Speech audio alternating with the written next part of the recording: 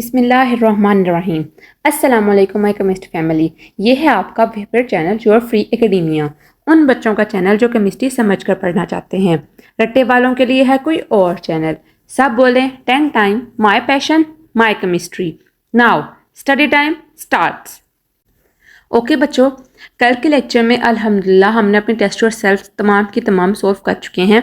आज हम सॉल्व करेंगे अपनी एक्सरसाइज में बेसिकली बच्चों न्यूमेरिकल्स भी हैं, तो वो हम नेक्स्ट लेक्चर में कवर करेंगे क्योंकि न्यूमेरिकल्स जो होते हैं वो एक समझाने वाली चीज़ हैं, तो लेक्चर काफ़ी लॉन्ग हो जाएगा। तो मैं कोशिश कर रही हूँ कि आज सिर्फ हम शॉर्ट क्वेश्चन आंसर, MCQs और लॉन्ग क्वेश्चन आंसर को सॉल्व करते हैं। तो बच्चों, वीडियो स्टार्ट करने से पहले मैं आप सबसे रिक्वेस्ट कर रही हूँ कि वीडियो को लाइक करें, एक अच्छा सा कमेंट करें, चैनल को लाजमी सब्सक्राइब करें और बेल आइकन को भी प्रेस करें ताकि नए आने वाली वीडियो आप तक फ़ौरन पहुँच जाए। How many times liquids are denser than gases. Gases जो होती हैं वो लिक्विड से कितने टाइम जो होती हैं वो लेस डेंसर होती हैं। हमें पता है जो लिक्विड्स होते हैं वो ज़्यादा डेंसर होते हैं देन दैट ऑफ गैसेज। तो ये कल वाले न्यूमेरिकल टेस्ट सेल्फ के अंदर हमने सोल्व करके भी देखा था कि किस तरह जो होती हैं वो गैसेज जो होती हैं उनकी जो डेंसिटी होती है वो लो होती है, और ये कितने टाइम लो होती है, ये होती है 1000 टाइम्स लो। ठीक है बच्चों। Second question is gases are the lightest form of matter and their densities are expressed in terms of. तो हमें पता है कि गैसेज को हम एक्सप्रेस करते हैं ग्राम पर सेंटीमीटर क्यूब के अंदर, जबकि लिक्विड्स को एक्सप्रेस किया जाता है ग्राम्स पर डेसीमीटर क्यूब के अंदर। Okay, number third one is at freezing point which one of the following coexist in dynamic equilibrium. तो बच्चों, जब फ्रीजिंग पॉइंट होता है तो लिक्विड और सॉलिड स्टेट ऑफ मैटर को एग्जिस्ट कर रही होती हैं फ्रीजिंग पॉइंट पर, और जब बॉइलिंग पॉइंट होता है तो लिक्विड और गैस स्टेट ऑफ मैटर जो होती है वो को एग्जिस्ट करती है इन डायनामिक इक्विलिब्रियम। तो इसका आंसर क्या है? C, liquid and solid. Question number 4 is solid particles possess which one of the following motions. तो सॉलिड पार्टिकल्स जो होते हैं वो कौन सी मोशन अपनी तरफ पोजेस करते हैं? तो बच्चों, इसका आंसर है वाइब्रेशनल मोशंस। जो सॉलिड पार्टिकल्स होते हैं वो सिर्फ अपनी जगह पर ही वाइब्रेट करते हैं, वो अपनी जगह से कहीं भी दूर या आसपास नहीं मूव करते, वो सिर्फ अपनी जगह पर स्टिल होते हैं और उसी जगह पर वाइब्रेट करते हैं। Okay, number 5th question is which one of the following is not amorphous. बच्चों, इस तरह के MCQ सॉल्व करने का ट्रिक ये है कि अगर आपको पता नहीं चल रहा कि ये चीज़ें वाकई में अमोर्फस हैं कि नहीं है, तो जाहिर बात है कि उन्होंने हमसे किस चीज़ के बारे में पूछा है। उन्होंने इस MCQ के अंदर हमसे क्रिस्टलाइन के बारे में पूछा है कि ऐसी कौन सी चीज़ है जो इनमें क्रिस्टलाइन है।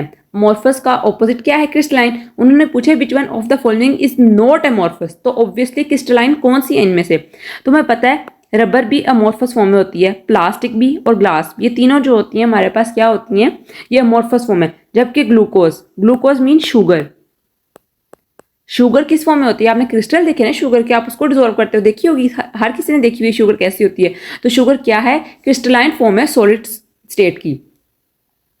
Okay, number 6 question is 1 atmospheric pressure is equal to how many pascal. तो हमें पता है 101.325 पास्कल के इक्वल होता है एक एटमॉस्फेरिक प्रेशर।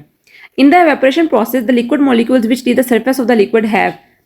पूछे हैं कि एवेपोरेशन प्रोसेस जब हो रहा होता है तो लिक्विड मॉलिक्यूल्स के जो सरफेस पर प्रेजेंट होते हैं वो कौन से मॉलिक्यूल्स होते हैं जो एवेपोरेशन काज कर रहे होते हैं? तो हमें पता है कि जब एवेपोरेशन होती है तो जो लिक्विड के अंदर मॉलिक्यूल्स होते हैं सिर्फ वही एवेपोरेट करते हैं जिनकी एनर्जी बहुत ज्यादा होती है। ठीक है। Number 8 question is which one of the following gas diffuses faster. तो बच्चों, हमें पता है कि डिफ्यूजन का जो रेट होता है वो क्या करता है? वो इनवर्सली प्रोपोर्शनल होता है किसके? मैस के या फिर डेंसिटी के। जितनी गैस का जो मैस होगा वो ज़्यादा होगा, मीन्स उसका एटॉमिक मैस ज़्यादा होगा, उतनी गैस जो होगी वो डिफ्यूज़ करेगी लेस, और जितना उसका मैस कम होगा तो गैस जो होगी वो ज़्यादा करेगी डिफ्यूज़ जल्दी। अब देखो, हाइड्रोजन होता है उसका एटॉमिक मैस क्या होता है? ये एटॉमिक नंबर क्या होता है? 1। हीलियम का 2, फ्लोरीन का 9, जबकि क्लोरीन का 17। तो बच्चों देखो किसका सबसे ज़्यादा लाइटेस्ट है? तो हाइड्रोजन जो होती है उसका मैस होता है वो सबसे ज़्यादा लाइटेस्ट होता है, इस वजह से जो हाइड्रोजन होती है वो डिफ्यूज करती है faster than that of these gases. ठीक है बच्चों। Next question is which one of the following does not affect boiling point. पूछे कि इनमें से कौन से ऐसे फैक्टर हैं जो बॉइलिंग पॉइंट को इफेक्ट नहीं करते हैं। मैंने इसलिए उस लेक्चर में आपको कहा था कि आप पॉइंट्स बना के लिखा करो ताकि इसका का MCQ आए तो आप इसको जल्द से जल्द सॉल्व कर सको। अगर आप इस तरह बैठे होगे और आपको नहीं पता होगा पॉइंट्स कौन कौन से हैं तो आपको पूरा अपना टॉपिक रिवाइज करना पड़ेगा। ठीक है। तो इसमें देखते हैं हम which one of the following does not affect boiling point? Intermolecular forces, तो हमें पता है कि इंटरमोलेकुलर फोर्सेज डिपेंड करती हैं बॉइलिंग पॉइंट को। नेचर ऑफ लिक्विड, ये भी पोलर होगा तो क्या होगा, boiling point non polar liquid होगा तो क्या होगा। External pressure, most important, means vapour pressure, उसका क्या कितने पॉइंट पर वो किसके इक्वल हो रहा है। डी ऑप्शन है इनिशियल टेम्परेचर ऑफ लिक्विड। तो बच्चों initial temperature of liquid boiling point को अफेक्ट नहीं करता। इनिशियल टेम्परेचर जितना मर्जी हो, उस सब्सटेंस ने उतने टाइम पर ही बॉयल होना है, उसका बॉइलिंग पॉइंट सेम ही रहना है, ठीक है, तो ये इसको अफेक्ट नहीं करता। Question number 10 is density of gas increases when it's, density जो होती है गैस की कब इंक्रीज करती है? Temperature is increased, volume is kept constant, none of this तो बिल्कुल नहीं है, प्रेशर इज इंक्रीज। तो बच्चों देखते हैं कि डेंसिटी का जो वॉल्यूम के साथ होता है वो इन्वर्स रिलेशन होता है। तो ये तो गलत हो गया कि वॉल्यूम को केप्ट कांस्टेंट रखो तो डेंसिटी के ऊपर जो होगा वो फर्क नहीं पड़ेगा, तो डेंसिटी इंक्रीज नहीं करेगी। अगर वॉल्यूम लेस होगा तो फिर डेंसिटी जो होगी वो इंक्रीज करेगी।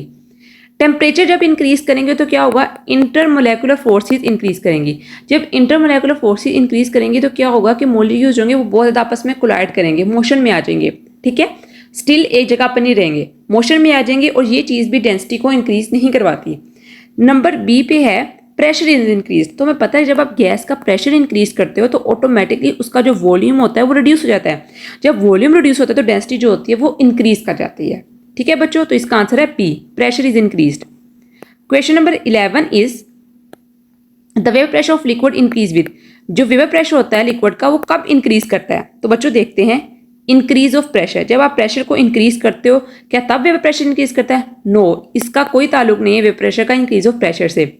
Increase of temperature, increase of intermolecular forces, increase of polarity of molecules. तो बच्चों ये लास्ट 2 पॉइंट्स का कोई ताल्लुक नहीं होता वेपर प्रेशर से डायरेक्टली। नो डाउट कि ये लिक्विड की इंटरमोलेकुलर फोर्सेस के ऊपर डिपेंड कर रहे होते हैं कि लिक्विड के अंदर इंटरमोलेकुलर फोर्सेस कितनी स्ट्रॉन्ग हो रही हैं टेम्परेचर के साथ, टेम्परेचर से कम, और पोलैरिटी क्या डेवलप हो रही है मॉलिक्यूल्स के अंदर। लेकिन इसका आंसर है इंक्रीज ऑफ टेम्परेचर। जब आप टेम्परेचर को इंक्रीज करते हो तो क्या होता है कि जो लिक्विड मॉलिक्यूल्स होते हैं वो एब्रप्टली चेंज होते हैं, किसके अंदर, गैसेस के अंदर या फिर वेपर्स फॉर्म के अंदर। तो जो वेपर प्रेशर होता है उसका डायरेक्ट रिलेशन होता है किसके साथ, टेम्परेचर के साथ, तो इसका आंसर है बी। ओके बच्चों, अब हम देखते हैं अपने शॉर्ट क्वेश्चन आंसर्स, एमसीक्यूज हमने देख लिए हैं, उसके बाद हम देखेंगे अपने लॉन्ग क्वेश्चन आंसर। तो बच्चों लेट्स स्टार्ट। ओके बच्चों, our first question is what is diffusion, explain with an example. Diffusion क्या है और आपने इसको एक्सप्लेन करना है एग्जाम्पल के साथ। बच्चों आप यहाँ से स्क्रीनशॉट भी ले सकते हो, मैं सिर्फ आपको अंडरस्टैंडिंग के लिए बता रही हूँ कि क्या कॉन्सेप्ट आपका पिछला रिवाइज करवा रही हूँ, ठीक है। आपकी बुक के ऊपर भी डेफिनेशन ऐसे ही लिखी हुई है, तो आप चाहो तो यहाँ से भी स्क्रीनशॉट ले सकते हो कि आपको वर्ड टू वर्ड चीज़ मिल जाए, और अपनी बुक से भी कंसल्ट कर सकते हो। तो बच्चों सबसे पहले देखते हैं कि डिफ्यूजन क्या होती है। The spontaneous mixing of molecules of different gases bye random motion, और the spontaneous flow of molecules from a region of higher concentration to the region of lower concentration is called diffusion। क्या होता है कि diffusion होती है basically movement किसकी, molecules की एक ऐसे रीजन से जहां पर हाई कॉन्सेंट्रेशन हो मॉलिक्यूल्स की टू द लोअर कॉन्सेंट्रेशन, इसको कहा जाता है डिफ्यूजन। यहाँ पर एक मोस्ट इंपॉर्टेंट वो बात लिख रहे हैं, वो कह रहे हैं कि डिफ्यूजन जो होती है वो डिपेंड करती है upon the molecular mass of gases. जैसे कि मैंने आपको एक एमसीक्यूज में भी बात बताई ना कि जो मोलिकुलर मैस होता है उसके ऊपर डिफ्यूजन डिपेंड करती है, और स्पेसिफिकली इसका रिलेशन अगर हम देखें डिफ्यूजन का मोलिक्यूल मैस से, वो होता है इन्वर्सली। अगर मोलिकुलर मैस कम होगा तो क्या होगा, डिफ्यूजन का रेट ज्यादा होगा, और अगर इसके साथ साथ डिफ्यूजन का रेट मॉलिक्यूलर मैस ज्यादा होगा तो डिफ्यूजन का रेट जो हो जाएगा वो कम हो जाएगा। एग्जाम्पल के तौर पर यहाँ लिखा है a lighter gas will diffuse region of lower concentration is called diffusion faster than the heavier one. For example a lighter gas hydrogen molecular mass of 2 gram per mole will diffuse faster than oxygen molecular mass of 32 gram per mole. तो बच्चों basically इसकी जो ये mathematical या आपको एक statement दी गई है, ये दी गई है ग्राहम लॉ ऑफ डिफ्यूजन की वजह से। वहाँ पर उन्होंने इसको एक्सप्लेन भी किया है अच्छी तरह कि किस तरह आप एक्सप्लेन कर सकते हो कि जो रेट होता है डिफ्यूजन का वो इन्वर्सली प्रोपोर्शनल होता है मोलर मास से।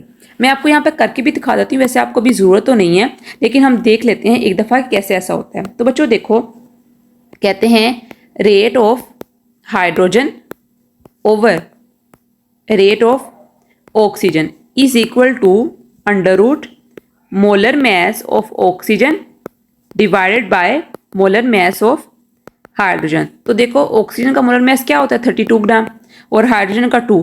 आप इसका पहले इसको डिवाइड कर लो, उसके बाद इसका अंडर रूट लो, तो हो गया कितना होगा 2 और ये 32, 2 16 का अंडर रूट लो तो आता है 4। तो इसको इन्होंने कैसे एक्सप्लेन किया, रेट ऑफ हाइड्रोजन कितना आया 4/1। तो बच्चों ये आपस में क्या इनवर्सली प्रोपोर्शनल, मींस कि जो हाइड्रोजन होगी वो 4 टाइम जो होगी वो फास्टर डिफ्यूज करेगी देन दैट ऑफ ऑक्सीजन। ठीक है बच्चों। ओके बच्चों, second question is define standard atmospheric pressure, what are its units. तो बच्चों ये क्वेश्चन जो है वो थोड़ा सा आंसर और क्वेश्चन मिक्सअप हो गया है, तो मैं आपको बता देती हूँ कि आंसर इसका क्या है। इसका आंसर है यहाँ से, the pressure exerted by the atmosphere that will support a column of mercury 760 millimetre in height at sea level is called standard atmospheric pressure. ये डेफिनेशन है स्टैंडर्ड एटमॉस्फेरिक प्रेशर की, और ये कैसे रिलेट करता है पास्कल के साथ। 1 atm is equal to 760 millimetre Ag is equal to 760 torr. ये हमने बहुत अच्छी तरह पढ़ा था कि कैसे इक्वल होते हैं। So 1 millimetre Ag 1 torr is equal to 1 nanometre is equal to 1 pascal.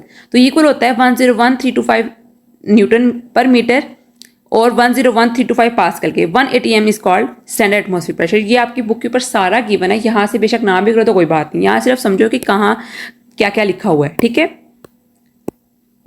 Okay, number third question is why are the densities of gases lower than that of liquids. Density जो होती हैं गैसेज की क्यों lower होती हैं। तो बच्चों देखो, in gases the intermolecular attractive forces are very weak. Gases के हैं जो इंटरमोलेकुलर अट्रैक्टिव फोर्स होती हैं वो बहुत ज़्यादा वीक होती हैं। They are large empty spaces between the gas molecules. That हमें पता है गैस मोलिक्यूल्स होते हैं वो आपस में बहुत ज़्यादा डिस्टेंस पर होते हैं। A very small mass of gas occupies a very large volume. जो स्मॉल मैस ऑफ गैस होती है वो क्या करती है, वो ज़्यादा वॉल्यूम ऑक्यूपाई करती है। क्यों करती है, क्योंकि मॉलिक्यूल्स जो होते हैं वो बहुत डिस्टेंस अपार्ट होते हैं, इस वजह से उसका वॉल्यूम ज़्यादा होता है। In liquids the intermolecular attractive forces are strong. Liquid molecules are closely packed, they can not expand freely like gas molecules and have firm volume. बेटे यहाँ पे फर्म आना है। Hence densities of gases are lower than that of liquids. ये बहुत अच्छी तरह मैंने आपको बताया हुआ है, आप यहाँ से भी देख सकते हो और बुक के ऊपर भी आपको गिवन ही है। ठीक है। Okay, next question is what do you mean by evaporation, how it is affected by surface area. तो बच्चों आंसर है the spontaneous change of liquid into its vapour is called evaporation. Since evaporation occurs from the liquid surface, so if surface area is increased the more molecules are able to escape and evaporation occurs more quickly.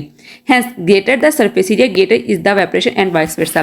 इसमें हमने example किसकी ली थी, चाय की ली थी, एक saucer की और एक कप की ली थी, कि किस तरह जो चाय होती है वो ठंडी रहती है सॉसर के अंदर। ठीक है, क्योंकि उसका सरफेस एरिया जो होता है वो इंक्रीज कर जाता है। नेक्स्ट क्वेश्चन है, बहुत इंपॉर्टेंट क्वेश्चन है, define term allotropy with an example. Allotropy को आपने एक्सप्लेन करना है एग्जांपल के साथ। तो बच्चों देखो, the existence of an element in different forms in the same physical state is called allotropy. Allotropy is due to different arrangement of atoms in different forms. The different forms of an element always show different physical properties but same chemical properties. Example, oxygen has two allotropes, O2 and O3. Two common crystalline lateral form of sulfur is the rhombic sulfur and monoclinic sulfur, हमें अच्छी तरह पता है, and three crystalline form of carbon are diamond, graphite and buckyballs. ठीक है बच्चों। Okay, next question is which form of the sulphur exist at 100 degree Celsius. तो हमें पता है 100 डिग्री सेल्सियस के ऊपर सल्फर सिर्फ एग्जिस्ट करता है मोनोक्लिनिक फॉर्म के ऊपर, और रूम टेम्परेचर कौन सी फॉर्म थी उसकी, रोम्बिक फॉर्म थी। ठीक है। Next question is what is the ratio between evaporation and boiling point of liquid. तो बच्चों एवेपोरेशन और बॉइलिंग पॉइंट में क्या डिफरेंस होता है, जो बॉइलिंग पॉइंट होता है वो कांस्टेंट होता है एट गिवन प्रेशर के ऊपर। बॉइलिंग पॉइंट जो होता है वो किस वजह से होता है, वो होता है addition of heat to liquid increases the kinetic energy of liquid molecules. As a result, evaporation increases. It does not change the temperature of the liquid. Consequently, the boiling remains constant. ठीक है बच्चों, explain मैंने आपको बहुत बार किया हुआ है कि एवेपोरेशन क्या है, बॉइलिंग पॉइंट क्या है। डिफरेंस मैंने आपको बताया था कि इसमें कभी भी कंफ्यूज नहीं होना एवेपोरेशन से और बॉइलिंग पॉइंट से। ठीक है बच्चों। ओके बच्चों, अब हम देखते हैं अपने long question answer. I hope so कि आपको इसकी थोड़ी बहुत समझ आ गई होगी कि कैसे इसको अटेम्प्ट करना है। बुक के ऊपर सारी चीज़ें अवेलेबल होती हैं, बुक के ऊपर सब कुछ गिवन होता है, आपने सिर्फ देखना होता है कहाँ पर ये एक चीज़ गिवन है। ठीक है बच्चों। ओके बच्चों, हमने शॉर्ट क्वेश्चन आंसर्स देख लिए हैं। अब हम देखेंगे लॉन्ग क्वेश्चन आंसर इस चैप्टर के। मैं आपको सिर्फ इतना बताऊंगी कि ये कहाँ पर लिखा हुआ है और इसके अंदर क्या क्या चीज़ें लिखनी है। बच्चों को पता होता है मोस्टली कि कि टॉपिक का नाम क्या है और टॉपिक के अंदर क्या क्या चीज़ें आनी है, बट उनको ये नहीं पता होता कि इस क्वेश्चन को अटैम्प्ट कैसे करना है। अटैम्प्ट के साथ साथ वो एक इररेलेवेंट चीज़ जो होती है वो लिख देते हैं। तो अब हम देखते हैं कि हमने कोई क्वेश्चन गिवन होगा तो उसमें कैसे कैसे आंसर करने हैं। नंबर फर्स्ट क्वेश्चन है define Boyle's law and verify it with an example. Number 1 में उन्होंने पूछा है कि आप बोयल्स लॉ को डिफाइन करो और उसके साथ है उसको वेरीफाई भी करो एग्जाम्पल के साथ। तो बच्चों सबसे पहले आपने लिखनी है बोयल्स लॉ की डेफिनेशन। उसके बाद आपने लिखना है नंबर 2 पॉइंट के ऊपर कि इसको किस साइंटिस्ट ने दिया था, किसको इसको डिस्कवर कैसे किया था। आप इसको लिख सकते हो डिस्कवरी ऑफ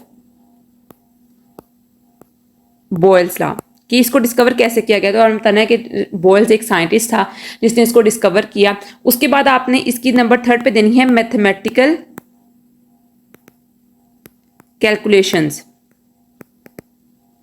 ठीक है, कि इसको कैसे मैथमेटिकली साइंटिस्ट ने डिराइव किया था। उसके बाद नंबर 4 पॉइंट पे आपने बताना है कि जो P1 है V1 इसकी सारी मैथमेटिकल वैल्यूज आपने दे देनी है। और उसके बाद आपने इसको प्रूव भी करना है PV is equal to K, कि जो प्रोडक्ट है हमारे पास पोटेंशियल और वॉल्यूम का वो इक्वल होता है किसके, कांस्टेंट वैल्यू के। ठीक है, और नंबर 5 पे आपने लिखनी है इसकी एग्जाम्पल। एग्जाम्पल के अंदर आपने वो तमाम सिलेंडर 4 बनाने हैं। आपने वो तमाम के तमाम क्या करना है, सिलेंडर्स भी बनाने हैं और उनके ऊपर पिस्टन भी सेट करना है। इस तरह से आप सेट करना है कि उनका जो प्रोडक्ट है वो सेम आए। ठीक है, आप वैल्यू कोई भी ले सकते हो। ठीक है, उसके बाद आपने उसकी एक्सप्लेनेशन भी देनी है। ठीक है बच्चों, आपने इसकी एक्सप्लेनेशन भी अच्छी तरह देनी है कि किस तरह आप आपने किस तरह इसको प्रूफ किया कि जो बोयल्स लॉ है वो एप्लीकेबल है गैसेस के लिए। ठीक है, नेक्स्ट क्वेश्चन देखते हैं define and explain Charles law of gases. तो बच्चों चार्ल्स लॉ का भी सेम प्रोसीजर है। आपने इसको वेरीफाई करना है, इसकी डेफिनेशन लिखनी है, इसकी मैथमेटिकल कैलकुलेशन लिखनी है, इसको प्रूव करना है कैसे जो चार्ल्स ने वो इसका लॉ दिया था, सेम वैसे जैसे मैंने आपको पिछला प्रोसीजर बताया है। Number 3 is what is air pressure and how it is affected by intermolecular forces. आपने बताना है कि वेपर प्रेशर क्या होता है और इसको कैसे इफेक्ट करते हैं इंटरमोलेकुलर फोर्सेज। बच्चों इसके अंदर आपने पूरा का पूरा वेपर प्रेशर का लिखना है। पहले आपने अच्छी तरह वेपर प्रेशर की डेफिनेशन देनी है, उसके बाद इसके फैक्टर्स के आपने सिर्फ नाम लिखने हैं कि जो फैक्टर्स होते हैं इसको कैसे इन्फ्लुएंस करते हैं, सिर्फ नाम लिखने हैं। और इंटरमोलेकुलर फोर्सेज का जो फैक्टर है उसको आपने डिटेल में बताना है। ठीक है, आप इसकी एग्जाम्पल भी दे सकते हो, साथ साथ बुक के ऊपर आपकी गिवन है। ठीक है, सब कुछ आपने इसका लिखना है कि समझ आए कि चेक कर को कि आपने पेपर पढ़ के दिया है। ठीक है, next question is define boiling point and also explain how it is affected by different factors. तो बच्चों इसके अंदर पूरा का पूरा टॉपिक आएगा बॉइलिंग पॉइंट का। डेफिनेशन लिखोगे, बताओगे कि बॉइलिंग पॉइंट कैसे होता है, किन मॉलिक्यूल्स के दरमियान होता है, किस तरह होता है, और साथ साथ इसका ग्राफ मस्ट है जिसके दरमियान डिफरेंशिएट किया गया है इथाइल अल्कोहल के दरमियान, वाटर के दरमियान और ईथर के दरमियान। ये आपको पता है, मैंने बहुत अच्छी तरह एक्सप्लेन किया है, बताया भी है कि ग्राफ को कैसे पढ़ना है और कैसे नहीं पढ़ना। ठीक है, तो आपने वो भी ड्रॉ करना है और उसके साथ साथ आपने इसके तमाम फैक्टर्स बताने हैं कि कौन से फैक्टर्स हैं, कैसे इन्फ्लुएंस कर रहे हैं बॉइलिंग पॉइंट को। डिटेल पूरा आपने टॉपिक कवर करना है इसको। ठीक है, question number 5 is describe the phenomena of diffusion nuclears along the factor which influence. तो बच्चों इसके अंदर आपको पता है पूरा टॉपिक ही आएगा डिफ्यूजन का। और मोस्ट इंपॉर्टेंट सबसे एंड पर आपने जरूर कंपेयर करना है diffusion in liquids versus diffusion in gases, और बताना है कि क्यों जो स्पिरिटी होती है डिफ्यूजन इन गैसेस के अंदर वो ज्यादा होती है एज कंपेयर टू लिक्विड्स। ये मोस्ट इंपॉर्टेंट बात है जो आपने पेपर में लिखनी ही है लास्ट में। ठीक है, number 6 question is differentiate between crystalline and amorphous solids. तो बच्चों क्रिस्टलाइन सॉलिड्स की सबसे पहले आप डेफिनेशन लिखोगे कि क्रिस्टलाइन क्या होता है, अमोर्फस क्या होता है। एग्जाम्पल आपकी बुक में गिवन है वो दोगे, इसकी कुछ प्रॉपर्टीज बताओगे कि अमोर्फस सॉलिड्स जो होते हैं वो किन किन एलिमेंट्स में एग्जिस्ट कर रहे होते हैं, कौन से ऐसे कंपाउंड्स होते हैं जो अमोर्फस सॉलिड्स की तरह एक्ट करते हैं। उसके तो 2-3 पॉइंट्स लिख दोगे। आप क्रिस्टलाइन सॉलिड्स के साथ भी आप लोग ऐसा ही करोगे। ठीक है बच्चों, और बच्चों इसके साथ साथ आप लोग ऐसे करो कि इसका डिफरेंशिएट टेबल, जो मैंने आपको टेबल एक बताया था क्रिस्टलाइन और अमोर्फस सॉलिड्स के अंदर, कि टेबल है एक स्पेसिफिक जो डिफरेंशिएट करता है कि क्रिस्टलाइन क्या है, अमोर्फस क्या है, वो भी आप ड्रॉ कर सकते हो। अगर आप चाहो तो वहाँ से ले लो, मेरी वीडियो में डिस्क्रिप्शन में दिया हुआ है लिंक, तो आप वहाँ से देख सकते हो। और उसके अलावा मोस्ट इंपॉर्टेंट आपने ये लाजमी बताना है कि एंसोट्रोपी और आइसोट्रोपी जो प्रॉपर्टी होती है वो किन 2 सॉलिड्स के दरमियान एग्जिस्ट करती है, क्रिस्टलाइन के अंदर के अमोर्फस के अंदर। तो इस तरह आपका जो क्वेश्चन बहुत अच्छी तरह कंप्लीट हो जाएगा और चेकर बहुत खुश होगा कि इतना अच्छा क्वेश्चन जो है अटेम्प्ट किया हुआ है, और वो आपको बिला झिझक फुल नंबर देगा। ठीक है बच्चों, ओके बच्चों, आज के लिए इतना ही। आई होप सो कि आपको अच्छी तरह समझ आ गई होगी कि किस तरह शॉर्ट क्वेश्चन आंसर या लॉन्ग क्वेश्चन आंसर अटैम्प्ट करने हैं। अगर फिर भी आपको समझ नहीं आ रही है तो do mention me in comment section में, आपको इंशाल्लाह आपकी हर क्वेरी का जवाब दूंगी। ओके बच्चों, कल मिलते हैं एक नई वीडियो के साथ। तब तक के लिए फ़ी अमानिल्लाह।